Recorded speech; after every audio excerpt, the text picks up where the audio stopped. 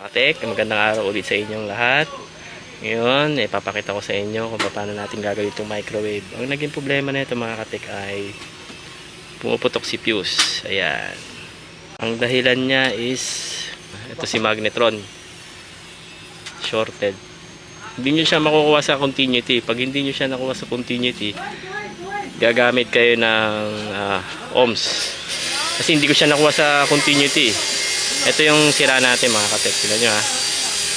Sa continuity, isi-set natin. Yan. Continuity.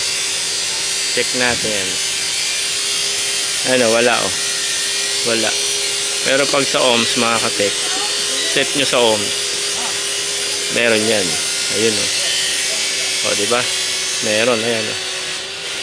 Ngayon, bumili na ako ng bago. Para sure, ito. Ito yung bago mga katek. Ito wala to. Oh. Ayan oh. Wala oh. Wala. Wala siya kahit sa ohms tsaka sa continuity. Ito meron.